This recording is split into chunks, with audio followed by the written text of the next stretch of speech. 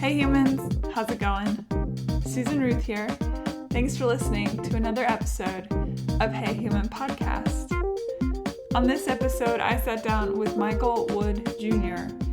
I reached out to Michael on Twitter, and much to my happy surprise, he responded and agreed to the interview, which was fantastic. I was in Los Angeles for a couple weeks ago, and he invited me to his house, and we sat down and chatted.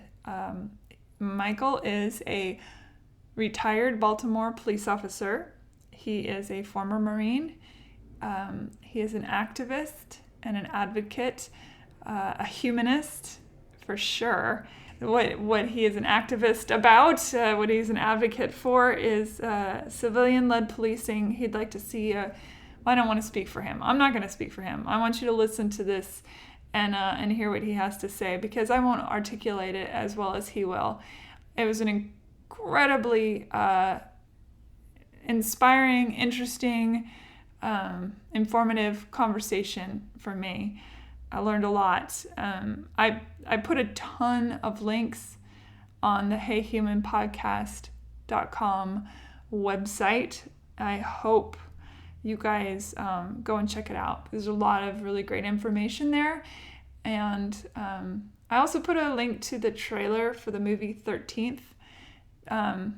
It's an incredibly important documentary to watch.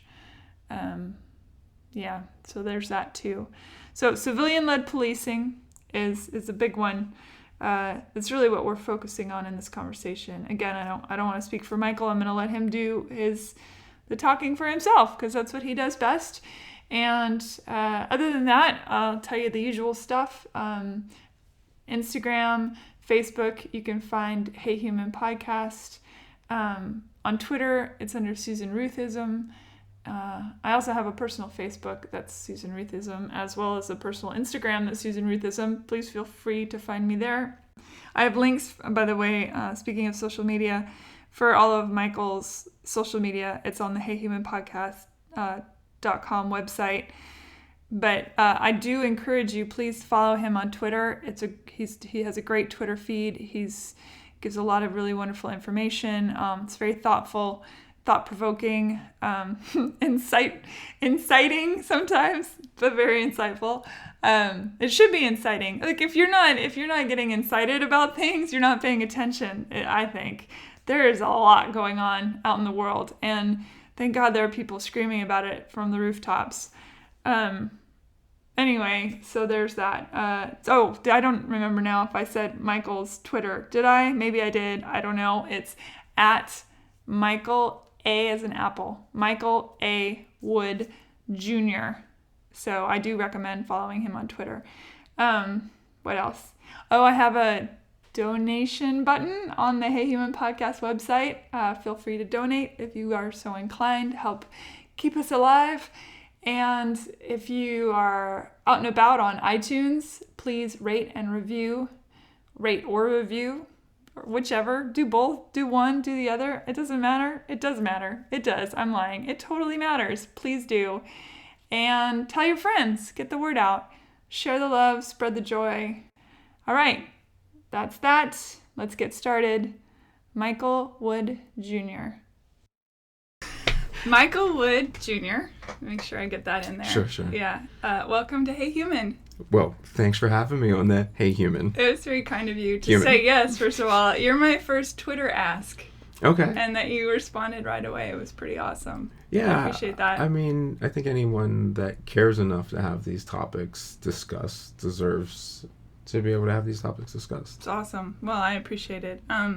I caught wind of you. First of all, so Veteran Stand is your baby or yours? It is. I guess I'm the most original person.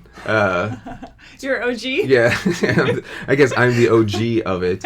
And the current CEO, Anthony Diggs, he's certainly right behind me and ended up with more actual field experience in the place because he started it and finished it all the way to the end of the eviction. Right. So he has a lot more knowledge of what happens there, and I'm the president directing it because, you know, I'm kind of the face of the thing. And I'm going to talk to him next. Yeah, good, because we're moving. I want to move out of me doing that aspect because the policing issues are really huge. Draw me more to the side than that is. Sure. Okay, and you're a former Marine. Right. I'm just going to get your bio out there, so the basics. And you retired sergeant from the Baltimore Police Department. Right. So that's your credentials on high. Well, we could say that, but I actually I like to interject and like that's not why anybody should ever listen to me. Is that your phone or my phone? I don't know. Did I turn me off? Hold on. Sorry. It's all you. No, go ahead. It's Keep talking. Sorry. A lot of the attention and stuff comes because I'm a cop who talks about revolution. Right. But that's not why anybody should listen to me. The reason I know what I'm talking about in policing and how the management structure of it works and what we should do is because of my scholarship. It has nothing to do with that experience. Somebody that reads through the scientific literature can arrive at the very same conclusions I've arrived at. I can just better conceptualize them because of those years of being a practitioner. So I see how the laws and the structure translates down to the officer. I can make that connection between theory and application. That's really why I should be listened to.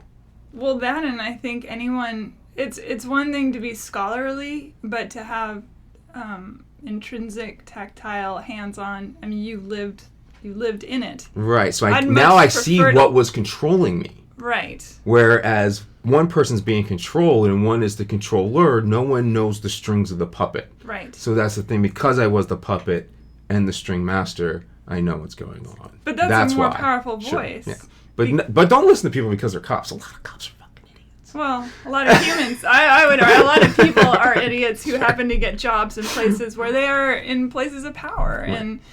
And we'll get into all of that stuff. So sorry I interrupted you. No, you didn't interrupt. I would say the rise to people knowing who you are came from a series of tweets that you did, and I'm sure everybody in your interviews talks about this, but it's sort of the baseline where things launched from. And it's a societal marker, I think, as well, that somebody paid attention. Right. Twitter is such a voice now. But so you talked about what you saw within the institution of policing and spoke out, which, I mean, first of all, as I started delving into your story, I thought, man, I bet that put a giant target on your back. Just how did you have a moment before you started? I know that was rhetoric between you and friends and reporters and things like that, where you were just having the conversation because the conversation needed to be had, so you were having it. And did you have that moment where you said, okay, what I'm about to say is going to be subversive? No. You didn't. There was no gatekeeper, you just went for it. There was good. never. I mean, I think that's good, but I think a lot of my people. My personality flaw may be rooted in that there's never been a gatekeeper. Okay. No. Amen to that, though. There is not a person in the Baltimore Police Department that's remotely surprised that took place. Okay. There's not a person that served in the Marine Corps with me that's remotely surprised that took place. There's not a family member that's remotely surprised that took place. You're just a mouthy fucker, right? The real change was that somebody listened. I had been talking for quite a while. Yeah. And nobody was really paying attention. But because really of the martyrship of Freddie Gray is why somebody listened and was looking at that, and it became an issue. So all eyes were on Right. Baltimore. I really think that was the catalyst. It's really a credit more to the activism in Baltimore and highlighting the issues there that gave that rise than anything I was doing. And then when they saw a pretty white boy was saying it, then bring the camera. That's a fascinating subset of the conversation in and of itself. I mean, here you are, a white man, blue. I mean, you're very Aryan looking, for lack of a better word. It's a very big word right now. And you're saying, you know what I mean, though? I'm the Eurocentric idea of male attractiveness. Yes, okay. That's perfection, right. So, and here's this voice, and not only that, but a Marine and a police officer, and like, what? Talk about taking the paradigm and, throwing well, a it lot out of the those window. things happen for intentional purposes. We have to talk about the fear issue, which we talked about with threats. And then the other thing we do have to talk about is why those checks in those societal boxes are there. A lot of that was on purpose. Yeah. So when you say service and you say these checks, like, part of our society has told us that whether you are credentialed or you should be listened to or you have value is predicated upon these check marks that you put. And so I have pursued from a young age checking every box that I possibly could, because I come from poverty, and that is seen as the scale up. So it's like this, I need to take away every excuse people have for not accepting that rise out of poverty, which is a weird. And you have a master's, burden. I'm just finishing my PhD now. Oh, you really? So Congratulations. I'm almost at all but dissertation. I have 2 more bullcrap classes to finish, and then I'll be at all but dissertation. But that's all ready to go. I already have scientific merit and all that. When you were a kid, you're like, JR, what else can I put out? Well, I hopefully I won't have to do all those things, because I really think they are checks in the box. Yeah. And they mean something, but what they mean is very subjective. Sure. And then we have the fear aspect, which we can delve into a little bit more. No, cops don't threaten me. And I think it comes loaded with a lot of assumptions to think that they would come after me. Right. Or that I am their enemy, because I do not criticize cops. I criticize the institution. Yeah. And that's why I've never named names, which people are very critical of from time to time, that I could name names, and I am obviously a witness to crimes that I am overtly refusing to testify to. And that can be judged subjectively by anybody who wants to make that judgment, but I cannot reform policing if I'm an actual whistleblower. Right. Because no one that's a whistleblower becomes more than a caricature of policing. It's an interesting thing to say. I mean, in light of, so recently, obviously, the over the weekend with Charlottesville and all that, and Twitter then took up arms and outed all these people. And it's an interesting thing to think about. Are they given then in that outing space to grow and maybe change their way of thinking, or will it do the opposite? Yeah, if we're in a civil case and it's a preponderance of the evidence, I don't think this is a good idea. To out them? Yeah. I think, for one, you're attaching a label to them that is most assuredly not there. Just in the very same way that ISIS does not understand Islam. These people do not understand Nazism. They could not give you the tenets of Nazism. Maybe 10 of them could in the whole entire group. Sure. So that's not their focus. Their focus is something that they don't understand. And what they don't understand is that they are a member of the oppressive regime of capitalism and colonialism in America. And they've been told their whole lives that the repercussions of these things don't apply to them. But as time goes on and more wealth and resources are clustered towards the elite, then the oppressed bottom becomes bigger. And you find yourself not being so much in a privileged class and more obviously in the press class. You always were, you were just less aware of it. And so now you have to blame somebody. Right. And they can't articulate their blame. It's just that this is my side, they're telling me this is the other side, I'm against what that is. So we all infight with one another and refuse to address the main issue, which is that we were all oppressed. So I think those people are realizing a lot of the things that the rest of the oppressed classes have always known, and they're in this state of shock at the moment, so they don't know what to do. And if we dox them, then you are putting them on that other team. And so it makes it more difficult for people like me to try and explain that these divisions aren't real. Right. It's an interesting argument because I always like to use high school dynamics as a good example of the lunchroom table. I do it too. Yeah, because it's just the way humans behave in their most lizard form, I guess. Nice. And if you put a mob mentality together, the mob, it's going to act like what are those starlings that move like that in that. And so even if maybe I don't feel what is being said around me, if I am in that mom mentality, in the moment, in the snapshot, perhaps I'm going to behave that way. Right. You know, and so that is certainly part Which of it. is well documented, though. I mean, absolutely. that's not like a crazy phenomenon. It's not crazy. So just like I shed all labels of being left, right, Republican, Democrat, any of that kind of stuff, and most people are going to associate with me that most of my ideas are left-leaning ideas that people would say. But if I so I feel like when I say our team, I'm saying mostly left ideas. But when we see people on the left get doxxed and outed for things, then we know that sets the wrong standard. When you see that they're scanning the crowd from a Black Lives Matter protest and then they're doxing people and they're calling them out, we all know that's wrong. So why the heck are we going to do that to the other side? That makes us in this thing. So I think it's well supported in the literature, but what I've even arrived to just practically is that the sense of justice in this country is revenge plus equality. And that can mean we're all equally oppressed, or we're all equally fighting to be the oppressor.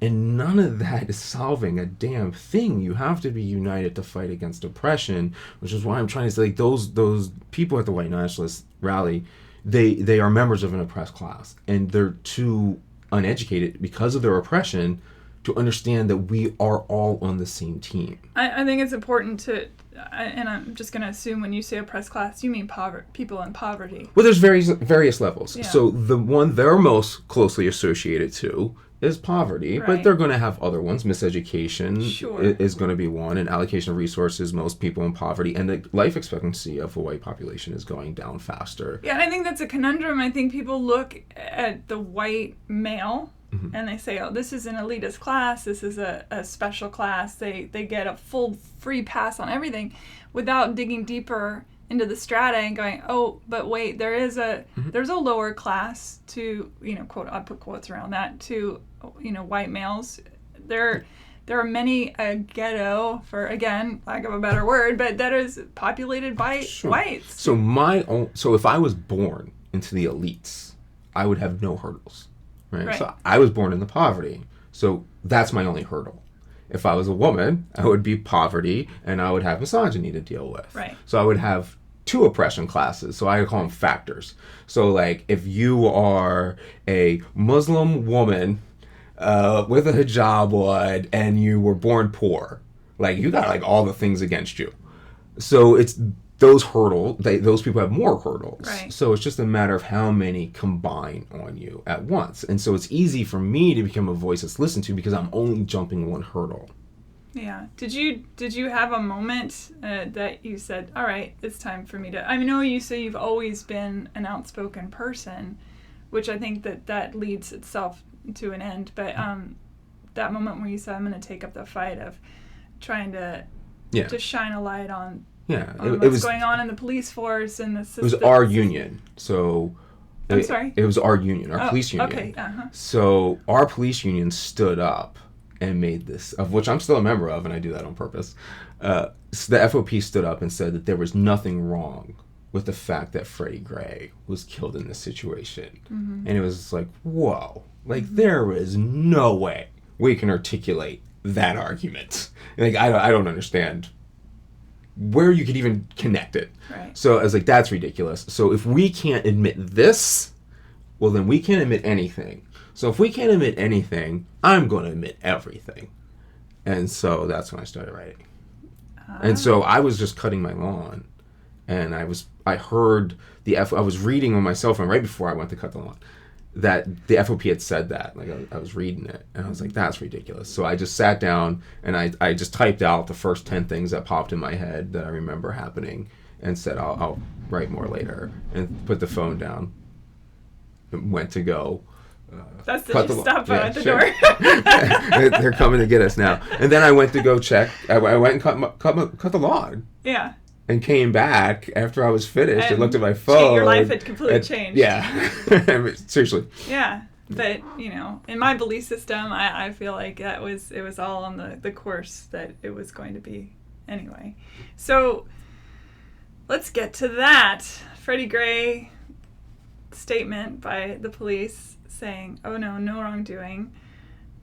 the America on one side goes insane, on the other side says, well, yeah, to protect and to serve, that they're doing their job and all is right. Protect and to serve, that's a real dicey commentary for the police. The police do protect and serve. No, I know they do, but they don't protect and serve the people. I was just going to say, but who are they protecting? Who are they serving? And knowing that I was going to be speaking with you, when I do these conversations, I like to know enough that I don't sound like an idiot, but I also want to make sure that the conversation is flowing and that it leads the way it leads, and I don't want to assume I know something that I don't know.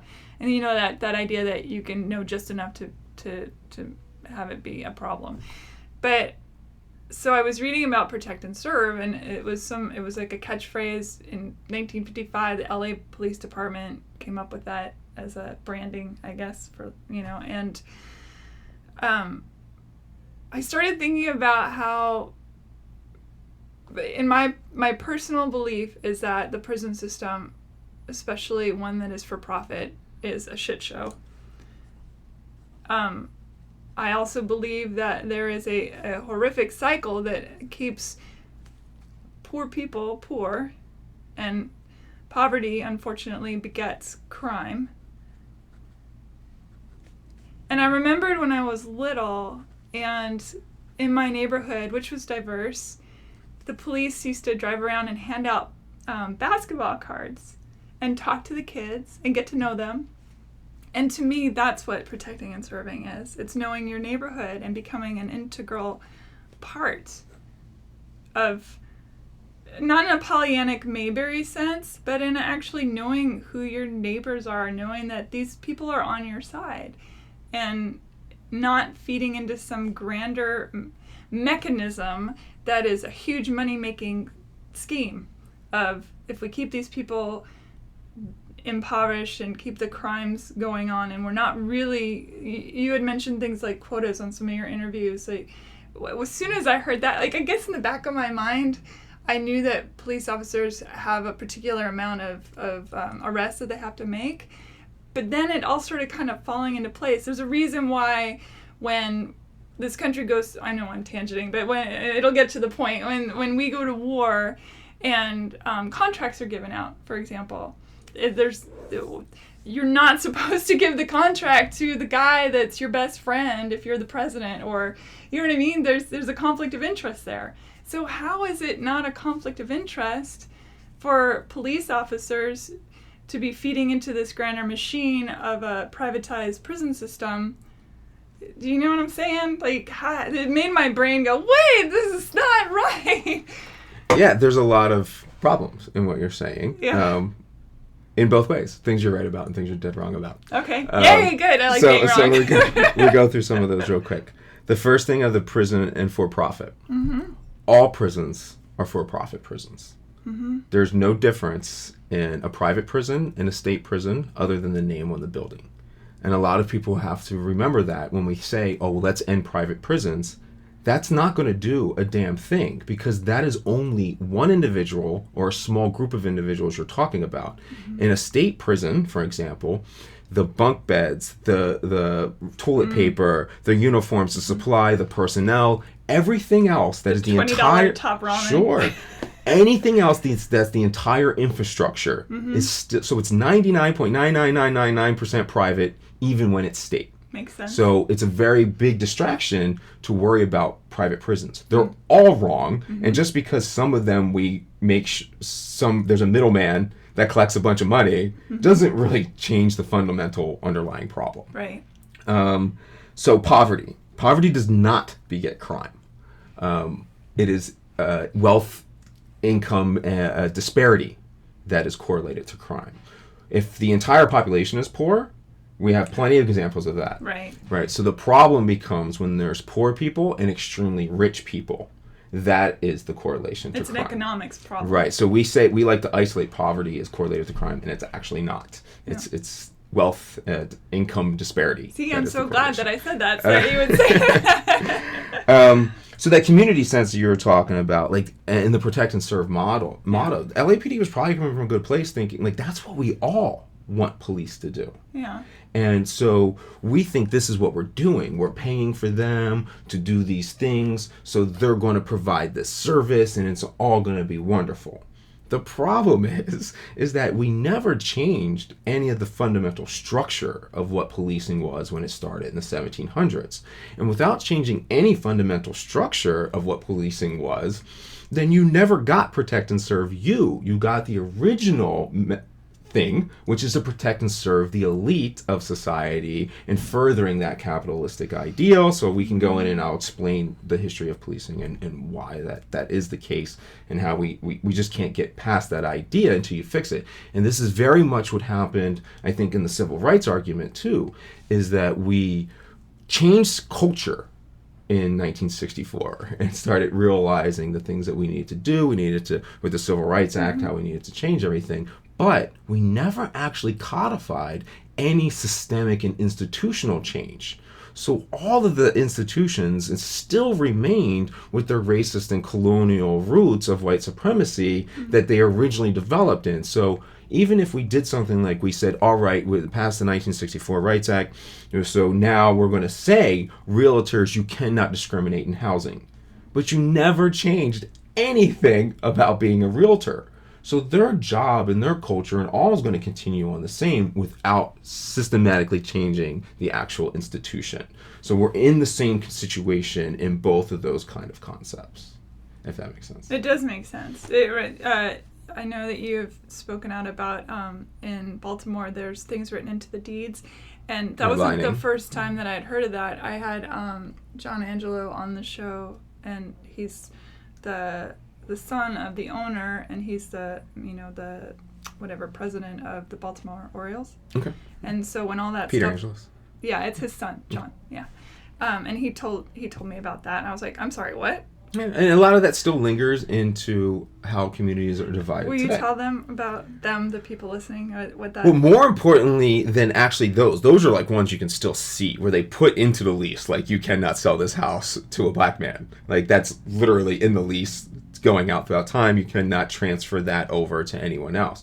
But redlining is really how those things came in. And so redlining, basic concept, is that realtor markets would redline areas literally on a map. You had areas marked in red, areas marked in yellow, areas marked in green for how mortgaging would be done and the rates and whether you would do it. So yellow was like caution area, and red was the do not lend to. So red was all the black communities, which they refused to give mortgage loans to. So they got trapped into tenancy and being abused and like slumlord kind of things, which those have transpired throughout time to still make those neighborhoods in those exact same patterns that they were, because you lock them into that cycle. That's just an example of never changing the laws. So because now you did something like that, those redline communities now don't have good credit because you've been extracting wealth and resources from them through all this time. So now even in our new system, you can't give them credit and build up these things because they don't meet the new requirement that we've established. It's still a Eurocentric idea, like IQ or something is a credit score, right, to then be the determinant. So you end up with these lingering effects that are just a chain because we think we're doing good without underlying the core elements. You also mentioned foreign policy and talking about how we send assets over to outside this thing. But we also have to understand that foreign policy and domestic policy are the exact same thing.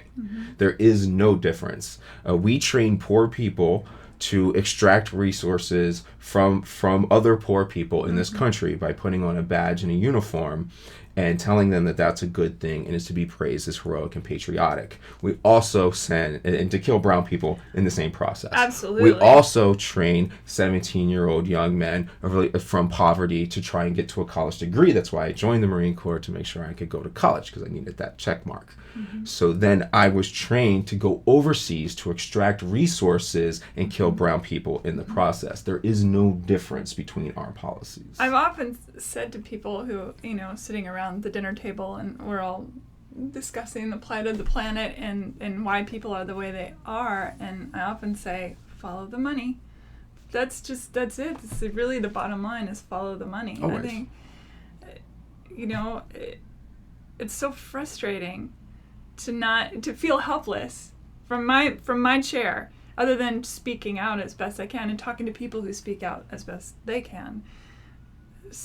So let's talk about policing, because that's really your forte. What do you think is the answer to cleaning up some of this disastrous? Well, we have to do a complete reboot for Right. sure. That's why I'm trying to say that, like, the systems, they must be radically reformed. And it's radical in our concept, not in application. Like, the science of this is well established, and we know what to do to these things. It's more breaking a mental barrier that we have. Can you do it instantly within absolutely. before you work on the problem over here, or the perceived problem over here? Can you do it within? No. So I'll explain they have why. to work in tandem, do they? No, because of that fundamental issue. I think if we change the underlying premise of policing, which we will get into real quick, I don't think you have any of the same outcomes that we're trying to mitigate. So we'll go back to how the policing, we even get to my evolution, because it's the same evolution like everyone needs to go through. And that is, when I was a cop, I came from the Marine Corps. I was excelled professional, very much determined to follow what the goals were to get ahead. I was the youngest detective. I was the youngest sergeant. I was the same way in the Marine Corps. I was the youngest corporal. So I was always driven to go ahead and do that. Mm-hmm. And it was extremely easy in the police department because the competition was so low. And as I went through fast going to what I wanted to do, I ended up as like a 26-year-old in the major case narcotics squad. And so I became really isolated from policing because I kept being in elite units, and I was very isolated in the Marine Corps, and I didn't understand a lot of the veterans issues till I talked to other veterans. Because of being in an elite unit again, I was isolated from everybody else. Mm-hmm. So what happened was I got promoted. And then that took me out of my isolation, because you go back to patrol when you get promoted. I go back to patrol, and I have a squad, and we're doing great. I have all these guys and girls that I like. We're doing a good job, getting a lot of stats, because we're measured by stats. Yeah. So I also know that any good mid-manager, their goal is to protect their people from the idiocy of command. Right. So by what I do as a good manager then is I give command what they want so that I can protect my people from their mistreatment. I don't mean to interrupt, but I just want to make that super clear, is that you're discussing it as if you were at any job where there's a higher boss and the underlings and then the guy in the middle who's just trying to make money I think that's so important, because I think in people's minds, they don't understand that policing is also a machine. That's all it is. Yeah. That's it. But I don't think people... It's an institution, it's an organization, it's a business like anything else. It's a business, and it has a business model. Yes, it does have a business model. So I just wanted to make that super clear, because I don't know that people are going to hear that distinction. And that's probably the biggest highlight that we need to get when it comes to solutions, is that it is a business model. Yeah. Okay, so I go back, and I like all these guys, and I can control them, and it's all good, we're doing fine. But I had a shift commander who was really into making sure that people were educated in policing. It was like become some passion of his. So he made up this list, and he said, we're going to test these guys to see how much they know. Within our shift. Okay, got it. And so he said his first question that he was going to ask them was, what constitutes an arrest, a legal arrest? Mm-hmm. And I said, they don't know the definition of an arrest. And he said, of course they do. I said, I guarantee you they do not know the legal requirements of an arrest. We go out there, he asked the question, nobody knew.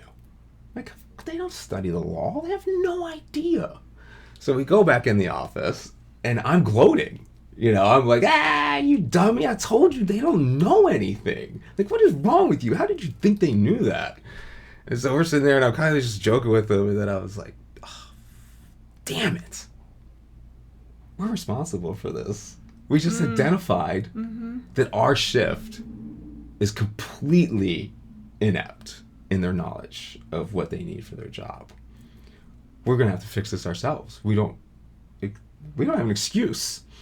So the other two sergeants and the lieutenant began to cover my shift and cover some of my work, while I sat down and spent 2 years working on a 518-page guide on how to be the most perfect professional police officer and supervisor, all the way up to lieutenant, that you could possibly be, and get it into one book that's in everybody's hands, and then we could get that out to everybody. Because one reason why people don't have information is a lot of it is tied to the promotion process. And in that promotion process, it's kind of dictated by the good old boys, and they control who has the information of what will be on the testing. So they don't want this refined down to something that levels the playing field.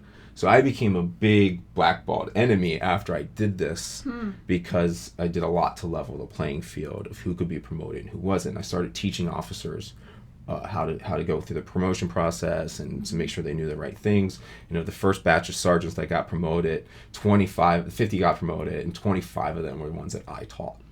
Wow. So they're used to 48 of the people being the ones that they hand selected to be the next good old boys. Right. So I disrupted power. When you disrupt power, you will get blackballed. Yeah. So went throughout my career trying to kind of fighting that blackballing, them trying to ostracize me and trying to they try to marginalize me away. Like that's kind of what mainstream media does to me now too. It's like, just don't look over here. You know, everything will be fine if we don't listen to this crazy guy. So that ended up going throughout policing, and I was like, this isn't it, obviously. As we saw Mike Brown being killed, as I was getting out of policing, as I continued in more higher rank and responsibility positions, it's like this isn't the problem. It's not our professionalism. We have something fundamentally misaligned in that we have a management issue that the people we're serving are not guiding us. And that doesn't make sense. So I went and I got out of policing because I got injured, and they push you out. So it was just very good coincidence. And I started my master's in business management and IT on purpose because I said, we have a management issue I need to address. But what happened with that book that you put together? It's still out there on Amazon. Anybody can buy it. Yeah, it's out there. All right. Yeah. Okay. So it still remains good for high stress scenarios because I don't think they'll change. Like a hostage barricade or something like that. I have like step-by-step guides on what you perfectly do to get through a hostage barricade situation as a boss on the scene. So those things are still out there. I would imagine that would be a good book to read even if you're a civilian. Sure, I mean, it's at least interesting. Yeah. If you're curious-minded like that. So it's still out there and people can get it. But I now don't believe that that's really the answer. Meantime, in the police department, I did get a bachelor's in criminal justice. And what I saw in that was an ideology and a religion. I didn't see data to prove their claims. So I was like, I don't know, man. Like, I kind of came out of criminal justice just thinking, you guys don't have any idea what you're doing. The criminology? Of criminology, right. Isn't that interesting? So, like, well, I mean, everything that they base it off of, polygraphs, fingerprinting, all of these things are most of it's all junk science. And I'm like, this is no good. Like, I don't know what you're doing. Like, even the polygraph in policing doesn't make any sense. So it's like, we have all these ideas. Like, so fingerprints. We all think fingerprints are unique. They're not. They're like 1 in 3.6 billion possibilities, right? But that means there's somebody out there. Right. So whenever we say we've never matched fingerprint, there's no two fingerprints that are the same. That's true. We've never matched two of the same fingerprints. But numerically, we know it exists. But every single fingerprint expert will still go up there and say no two fingerprints are the same. And that is not true. We have never found two fingerprints that are the same. And we say things like, these people commit crimes. No, those people were arrested on the suspicion and allegation of committing a crime. We did not measure criminality. What the hell are you talking about? So that's why I went into management, to try and figure out like metrics and incentives and how that all aligns.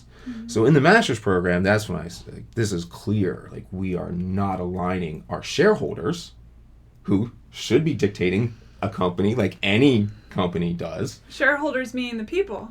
People, yes. Who's paying for it? Right. Who is getting service? But I guarantee nearly everyone listening to this, when they pass a police officer in their car, or even if they're doing nothing wrong, they immediately get like their sphincter closes up, sure. Because there's this. They're not serving you. No. So that's what we're going to get to. Right. So what we structured in our system was that we have representatives who serve us Yeah. And will then thus tell the police department what we want. That's our middleman that we have decided upon. Problem is, as Princeton has shown, hands down, politicians do not give a damn what the constituents want. They care what their donors want, because that's how they're going to continue to ascend through office. So we do not have a pathway of the shareholders to influence the product that they receive. There's literally no mechanism for you to have any say at all in your police department.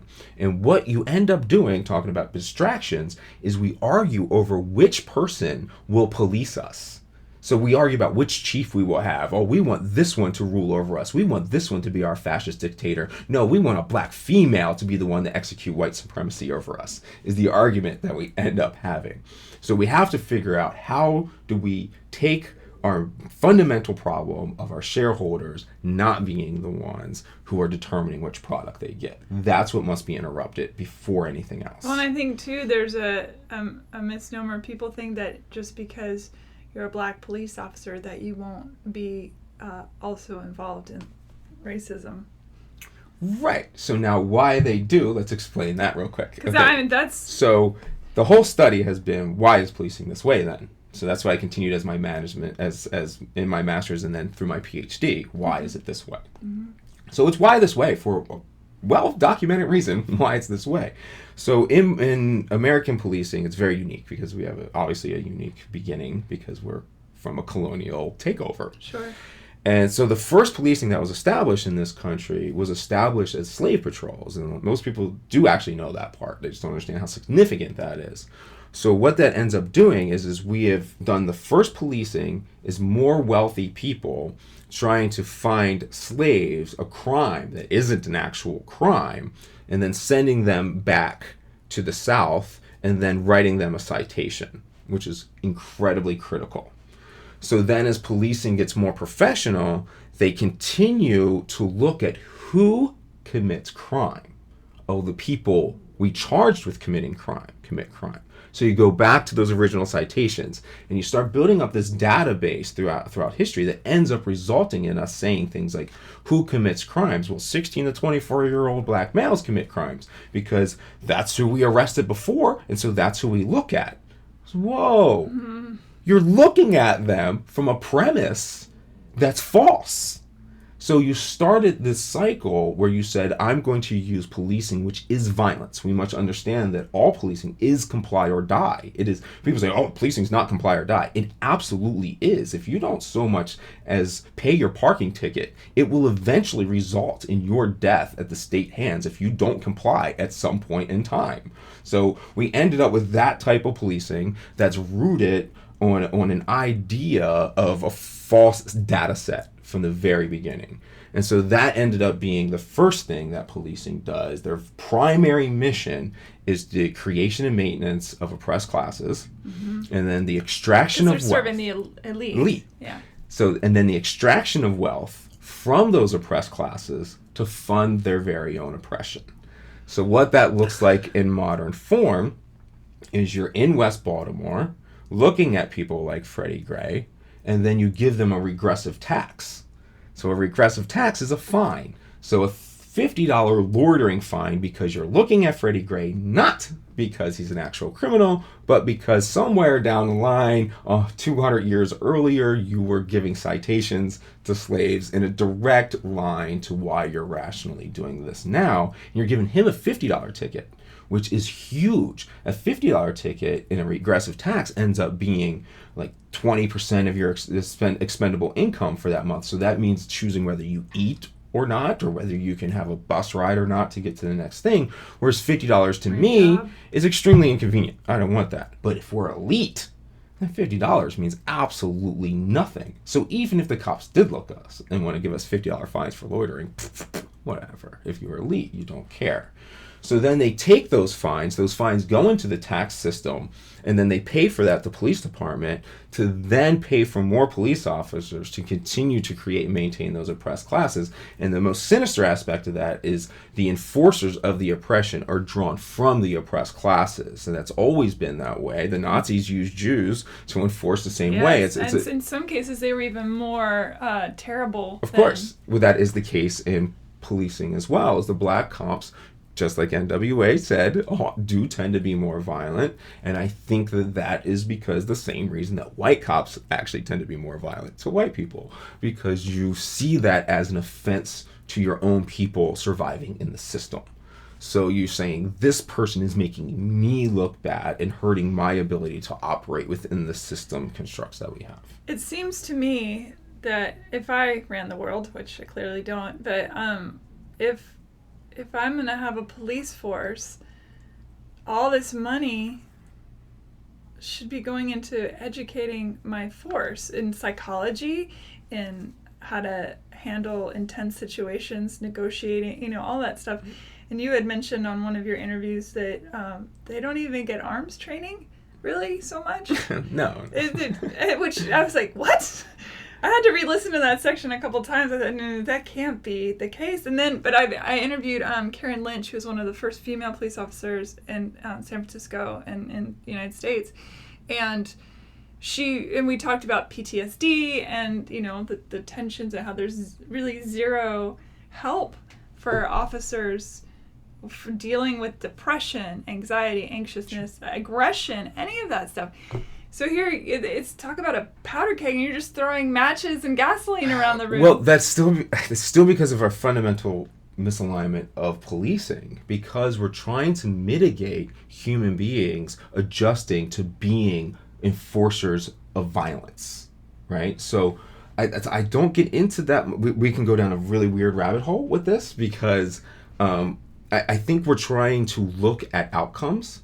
And we're not looking at the true source of what we're looking for in a police officer. And we do this with soldiers too. We try to do things like mitigate the amount of trauma done to veterans instead of reducing the amount of veterans.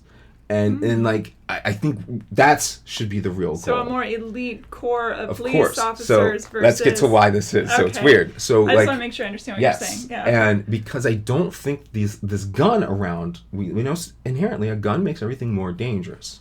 So you have to have people that can actually handle it, know what they're doing with it, and maybe they're not supposed to be around kids and shit like that. Like 12-year-olds. So when we go you end up in these elite units, like a Navy SEAL or Force Recon or something like that. And so when we get into these units, we have to go through all these steps.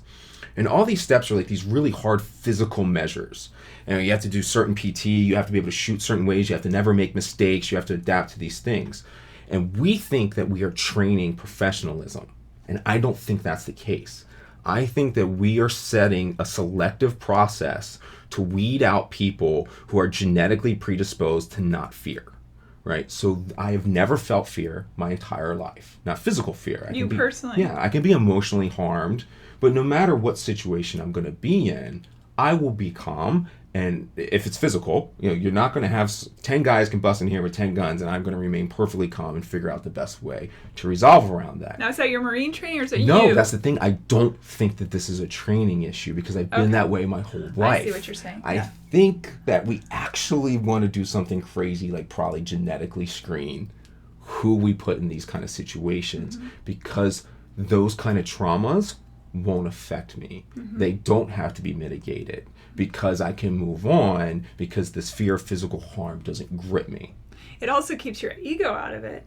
Right. When you're not worried about the outcome, you do the best move. So an example, like I said, like a ton of times I've gone into a building where it's these scary situations, you're by yourself, and like there's very good odds I'm going into something I have no idea what's happening. But I will hit that corner exactly like I'm supposed to do in a smooth, fluid motion, even if it's psychologically like wouldn't be the thing that you think you should do. I know that that's the higher percentage of odds to handle the situation. If I get shot in that way, I don't worry about it. Like I still know that was the best odds that I have. When I was on the street, like half the time I didn't even wear a vest, because I was like, if this motherfucker beats me with a gun, what have I been doing the last 5 years of my life?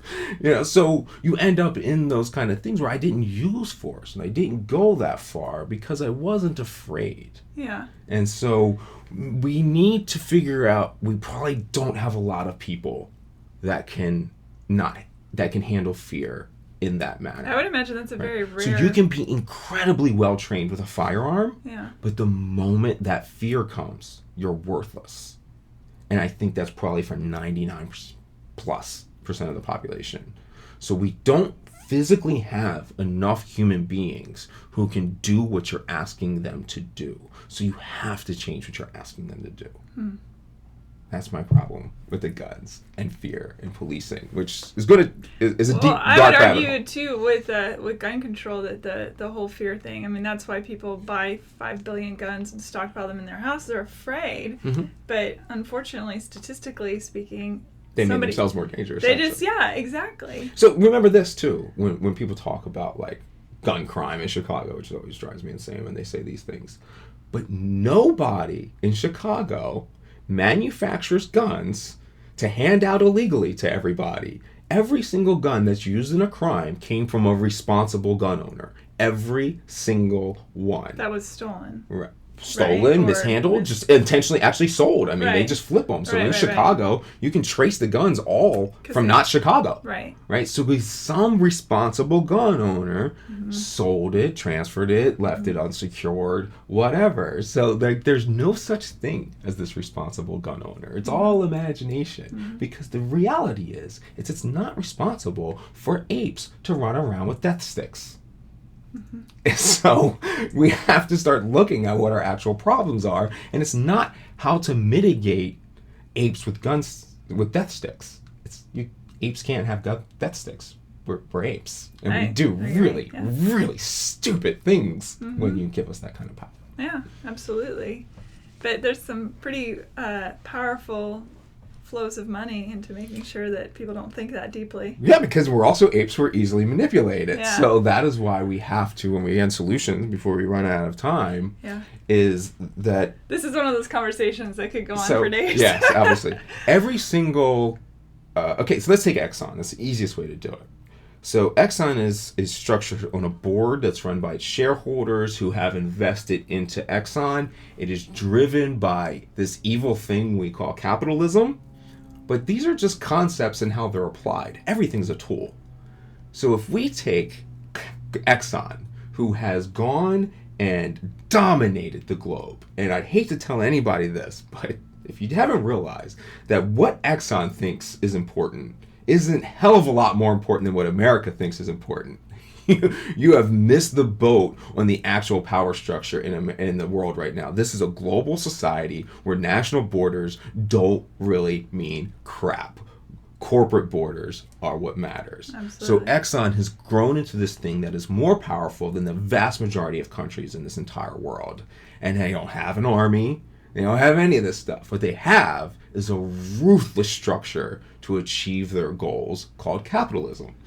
I say we take that ruthless structure and we put it into the structure of rebooting policing and put in that structure so that its shareholders, which ends up being an equitable representative of the population, and I can tell you how we get to there, and that is a board that controls the CEO who runs it and separates it things with the best business management practices we have. We have stakeholder theory, which is well established. That's why Exxon is so good at it. We have ways to get consensus among shareholders. That's a Delphi methodology. We have corporate social responsibility theory, which establishes in a lot of companies that are looking to sustain for the long term that you have to have very long-term goals if you want to survive. And even though we say you have a fiduciary responsibility for this evil thing of capitalism, you should not be looking at 5-year goals. You should be looking at 25-year goals, 50-year goals. And the way to survive in 25, 50 years down the future is to be culturally responsible to the needs of the people and the shareholders and adapt to their long-term interests. That's how you will end up being a more successful company and use those ideas broader in the future. Exxon will not survive. Okay, they won't, because they do not have a system and structure that's going to allow them to continue to shift. They are dealing in one product that cannot shift, so they have to have short-term goals and be ruthless. They're not using corporate social responsibility There's no theory. long game. Right, but if we put in the long game, this model is incredibly powerful to serve its shareholders. Now, when those shareholders are you, then the police truly serve and protect and become your personal army. Mayor Bloomberg from New York, everybody can go look up the YouTube video where he announced proudly that he had the 7th largest army in the world, the New York Police Department, as his personal army. And he was absolutely right. The thing is, that army should be your army, not his. And that's what civilian-led policing model is that I came up with as my PhD work. That's your dissertation? No, that would be an incredibly hard dissertation. My dissertation's way easier than that. The best dissertation's a done dissertation. Okay, so 2 questions that... So my dissertation, real quick, so you know, yeah. is the misalignment from police management. Oh, okay. Right? So every academy has best practices. And we understand best practices of policing. Like, so we know things like when you use a SWAT raid for drugs, that you're supposed to check the property listing, know who's there, do surveillance, check the house multiple times, do all these things to make sure you're doing the right thing in the safest way. But those practices almost never translate down to actual policing. So there's a thing in training knowledge and training outcomes, and there's a gap of why these things aren't aligning. So my dissertation is an interviewing with the current police management experts who are running the academies on why they think these incentives are misaligned, why this training is misaligned, what their hurdles are, because they understand this. And so what is their barriers? And if then that will at least advance the field a little bit further to know what their barriers are, because they never talk. But because of my access, I have enough access to people who will talk to run those things. Oh, interesting. So that still will be valuable, but it's not a That would be a good read, thing. I think. So going back to what you were just talking about, the new model of how to take the Exxon model and put it into policing, the 2 questions that come up for me with that is, how do you keep the board, or the board's the biggest issue, from being corrupted, because humans are corruptible. That's what, and then and also. How do you insert the virus into the matrix? Okay, yeah. Okay. It's a great 2 primary questions that are always the problem, and people will put up hurdles for. So for one, no matter who we get, if there's 7 people, it's gonna be better than 1 moron. So we always have to remember that. Okay. What if it's 7 morons? That's the thing, is then you're saying that we have a bigger population of morons than we actually do, so it's unrealistic. So what we decided to do is actually the model in work got us here. This problem perplexed me forever. You can't have elections. It'll ruin it. It's become a popularity contest. We can't randomly select people. It can't be democracy, because if we have democracy, we're going to end up with idiots. That's why we're not a democracy. I don't know why people don't get that. I don't know why people don't get that. Yeah, it's a constitutional republic. It's not a democracy. Not a democracy. Never was intended to be a democracy. So because democracies actually don't work. Right. Whether we are comfortable with that or not, they just don't work. Right. So you have to mitigate those things. But anyway, so I ended up talking to this guy, Shorty, Dwayne Davis, his nickname's Shorty, in Baltimore. He's an activist in front of the CVS at a year anniversary celebration of the uprising in Baltimore.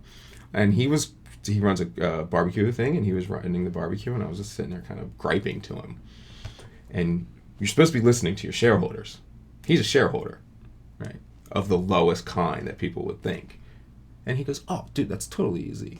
You just do like a jury system, a jury pool type of system, but then you put in something so that only people that have like passed some kind of metric of being able to think get on the board." And I kind of just was like, dude, you're on to something. I don't have an immediate objection to that. Let me explore that idea.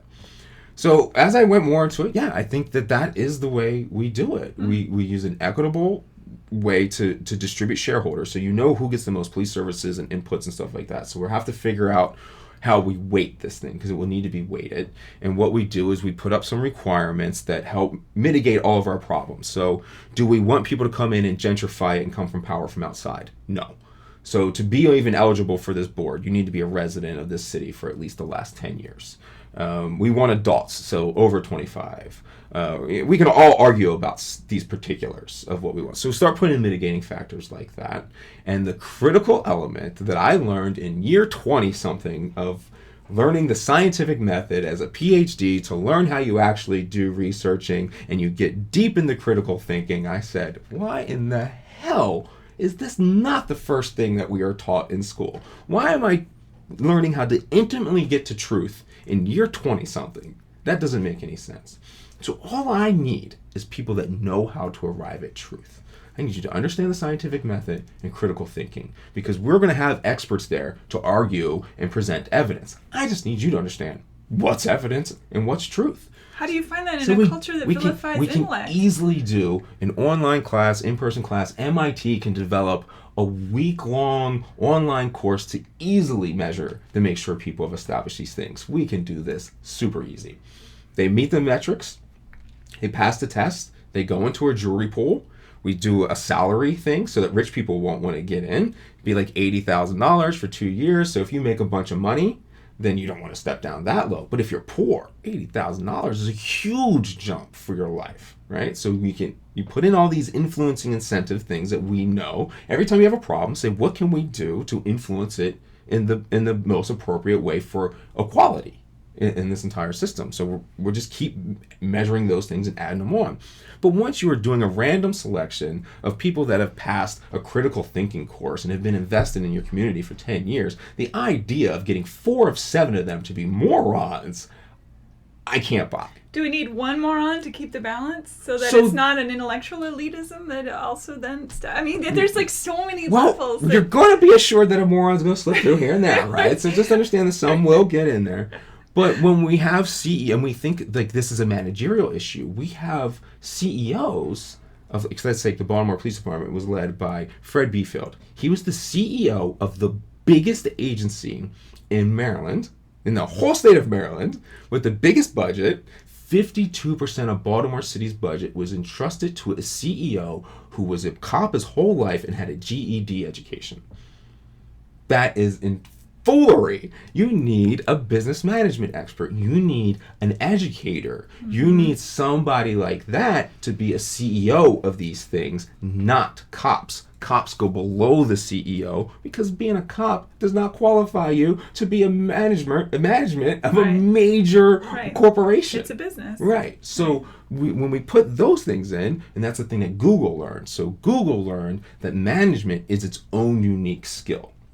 They tried to flatten their management structure and say, oh, well, as long as we have a really smart programmer and a really smart this guy and that guy, then we need a really smart programmer management to run a team. And then we need a really smart guy who knows animation, and he'll run a team, mm-hmm. and so on and so on. Mm-hmm. And so they did that, and it was a complete failure because these people couldn't communicate with one another. They thought they could just cross lines, and what they needed was somebody that actually didn't know any of those fields. Didn't matter that they didn't know the fields, understood how to make management work, and everybody. So they realized that they needed managers, and it was an actual skill unto itself. So we have to put that in our system. Management as a skill unto itself, which is entirely separated from the service people, the officers, and all civilian things will be separated from the police, and everything has to be crossed over a hard wall where there's constant checks and balances on everyone's power. As long as we codify that perpetually, then we will have a system that can move on. Because one big flaw in science is that everything that they say they know, they only knew to be true at that moment under those very particular circumstances. And the very next day, those circumstances changed. So it's just the best that we know. That's it. You have to continually advance the discussion of what is reality and what is the best that we know, because all of our variables change the very next minute. Mm-hmm. It's true. So how do you implement it in a system that does not want this change? All right, so that's your thing. How do you get the pill into the matrix? So that's what that group does. There's a group called Civilian-Led Policing who took my model and said, this is the key. This is what we have to do. So they've been traveling the country. They've been in like 48 cities in the last year, meeting with everybody, trying to figure out the best ways. So you have referendums in some areas, which looks the best way. So like Albuquerque looks like it could have some really good potential because they only need 14,000 signatures on a referendum. Mm-hmm. Now you get a referendum for people to vote that says you control your police department or super rich people control your police department. What do you want? That passes easy. We're not concerned about that. We're concerned about getting it on the ballot. So you have places where you can get it on the ballot. You can do it with a radical mayor who instantly says, you know what, I'm going to give up power. And I'm going to trust the people with this power. And it makes their job a hell of a lot easier. And they become a hero. Why they wouldn't do that? It's baffling. I mean, you get the same amount of pay and you get to lose in power. And you lose pretty much all of your responsibility. You lose 52% of your responsibility. They can't even protest against the mayor for police brutality from that point. Like, I don't have anything to do with it. Don't get mad at me. Go talk to them, right? So you would do things that are good for your career and be a permanent figure in history in this country. So that's one way. And then the other way would be for the city councils to unite together and change that, which is way more likely to happen, we think, in probably a small town that's Republican. Because these principles are very libertarian and conservative based, whereas like some of their things work. You know, I'm okay with that. That's why I don't buy either side. Right. Like, sure, I'm extremely left, but this works. Yeah. So it's very conservative, very libertarian, small government ideas because the goal is abolition. Because I'm going to explain to you that all guns make us all dangerous at all times. So we want to get rid of as many as we can. So we end up with a goal of abolishing police, which couldn't be more libertarian possible. So I want small government. I want to abolish policing, which I don't think is realistic, but I think that is the goal that we should always have. And then we end up with, sure, some really weird left social ideas, but to some red conservative constructs. But like every poor person in West Virginia knows, welfare matters. So they're not really opposed to those ideas. And so we're kind of in this place where we think we might actually end up with a small Republican thing doing this radical left idea before we do with actual liberals. Do you think you'll see it in your lifetime? Oh, guaranteed. Yeah. All we're doing is trying to speed up the process. So we drive ourselves crazy trying to make sure that there isn't another Tamir Rice, because this is an equation. Right. So I think that the age of information, having this ability to communicate, knowledge being at our fingertips, I think 20 years from now, like, all this dumb shit is completely over. We'll be very socialist minded. You're not going to convince, like my daughter. I mean, can you imagine convincing a current 12-year-old that some 12-year-old boy in Syria is her enemy? Right. Impossible. They can Skype. They can get on Snapchat and talk to one another. You're not going to convince her to go kill him. Ain't going to happen. Right? So we're going to have a lot of these changes. But that's an equation. And every moment that we are delayed, we are accepting the next Tamir Rice being murdered, which was my emotional break, which we didn't get into. I know. Today. We could talk for hours. I hope you're on the show again. There's I have like 1,000 questions. Sure. We have to have all those in to speed up the process. But it's inevitable that we will end up with these better ideas. So I know I don't want to take up all your time. You've been so gracious. The last thing I want to ask you about is the concept of ignorance, which is so... I think it's easy for people to go, oh, that guy's just dumb. Like, dumb, not necessarily. Ignorant, absolutely. Not you. The royal guy. Oh, I'm incredibly ignorant. The royal guy. I'm the humans at large. You know, and I think there is this don't ask, don't look, don't pay attention, everything's fine. But it's not fine. It's not fine. Yeah, not at all. And we're all incredibly ignorant, and for some reason we think it's wrong to be ignorant. I mean, there's a reason you should be asking me about police management and not Joe down the street, you know? Like, as a society, we should understand that it's okay to be ignorant. And to ask, to like actually have a curious mind and to ask and to be like, hey, I don't understand this. Will you explain it better? I think when people decide they want to not only be ignorant, stay ignorant, and not ask the question, and then scream really loudly about how they know everything, that's where shit gets... All right, so let me take us down a rabbit hole that I hope we can get out of real fast. I fundamentally do not believe in free will. So when you say they choose this, I don't think human beings choose anything. You don't? We are all of us have our biological, let's call that our biological experience. So that's like your tool chest that you have biologically. Your nerves use a certain way, your brain operates a certain way, all those things, your hormones, your pituitary gland puts that in. Like I'm, as a male, 16, 18-year-old male, and that testosterone is flowing through you, that's not you, right?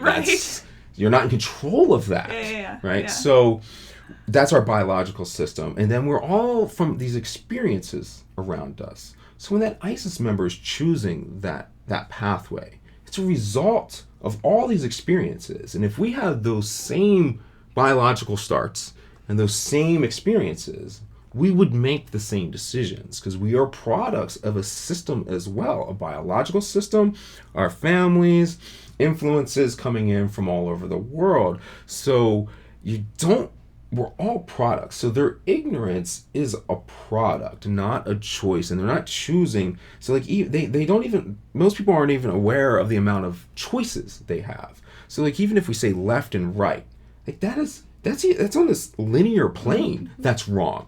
Not only is it not left and right, it's not up and down, and it's not in and out. It's all of it. And wherever you stand in that is a different perspective. The fourth dimension is reality is only applicable even from your perspective, not necessarily what reality would be from just another perspective. Sure. So there's all these different dimensions that we are just a product of.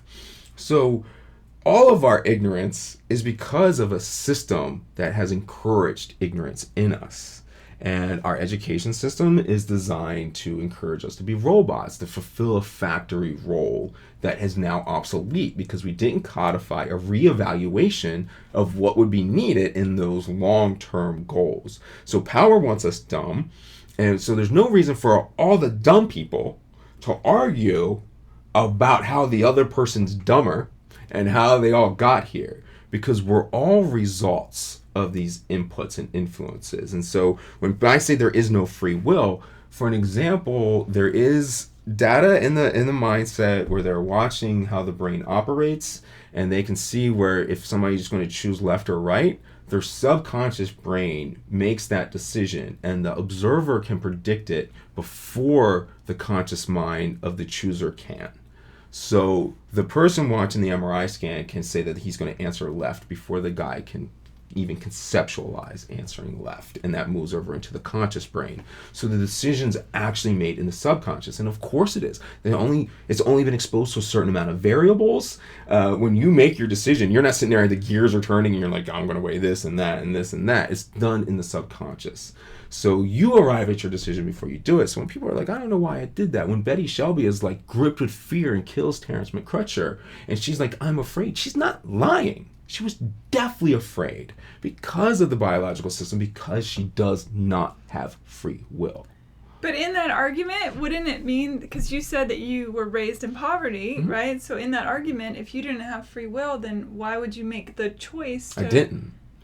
To move yourself out of it? My inside is some reason of all the influence, perpetually ashamed of poverty and the scorn of that, and an internal, like many, I guess I'm not going to have like physical feelings of inferiority, but those feelings of inferiority and masculinity to me have been like expressed in like educational achievement and rising out of this scorn of being dumb poverty people. So like I'm not in control of that. I can't control that. I'm freaking doing all these checks in the boxes. I want to not take another single goddamn course again after I'm finished this thing, but I know within a year I'm going to do I'm going to be like, I'm going to go get my JD.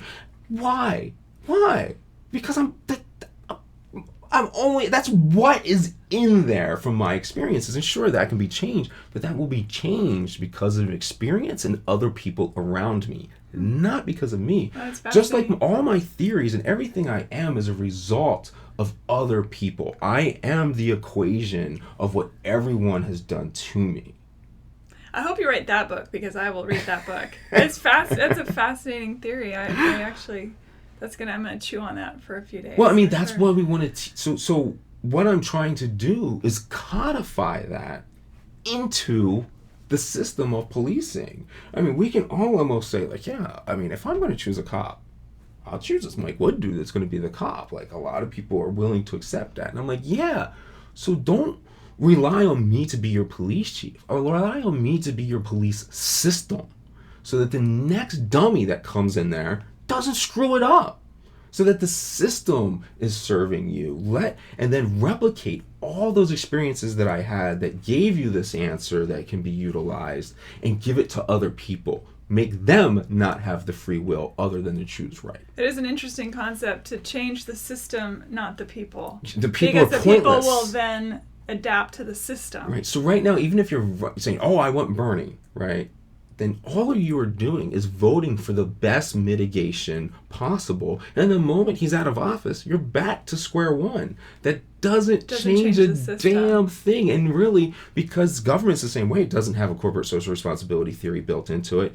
It doesn't actually achieve any long-term goals that it wants for its people. So, like, sometimes the best thing we can do with government, Republicans are right, is stop the damn thing. Mm-hmm. You know, Baltimore right now just passed a mandatory minimum increase, which we know is ineffective for lowering crime, will hurt innocent people, and that's an entirely libertarian democratic city, and they're doing something that we know doesn't work and will harm the people that supposedly is trying to help. But is President Trump passing any mandatory minimum increases? No. So the end result of government action is harm to the citizens of Baltimore. Explain what that is, 'cause I think people don't know what that is. So a mandatory minimum is like anything like a strikes rule or anything like that. What they're applying it to right now. Did you say 3 strikes rule? So 3 strikes rule back in the day would be like if you committed 3 felonies, no matter how, or committed 2 felonies, no matter how small the third crime was, it was a life in prison. So there are people that are in life imprisonment from that for stealing a candy bar from a gas station.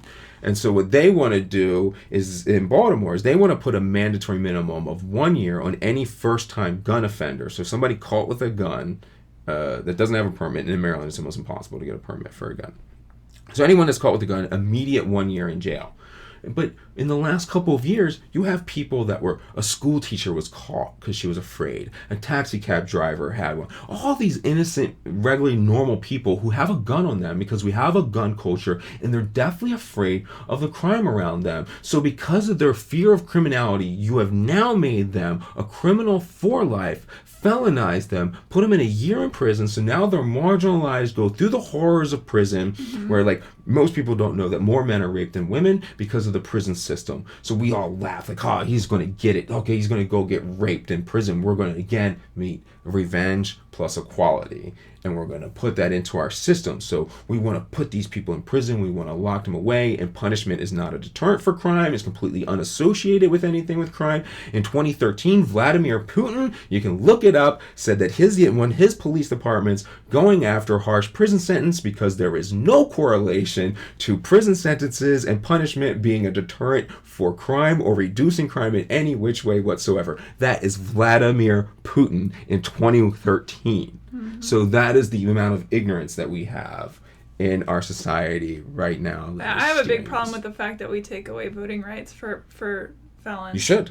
Yeah, I have a big problem with that. I think if you are creating a system, I could talk to you for hours. If you're creating a system where you incarcerate someone for their crime and then they serve their time and they get out and first of all, they have to write felon on their, job applications. They can't drive. They can't vote. So now they have no voice in the system. That is a mess. Let's leave everybody with this. The point of prison should not be punishment. The point of prison is to separate from society so you can figure out what went wrong and fix it. And if you cannot fix it, then all you maintain is a segregation from society, not punishment. Jeffrey Dahmer could have been in prison, gotten his PhD, and figured out the cure for cancer.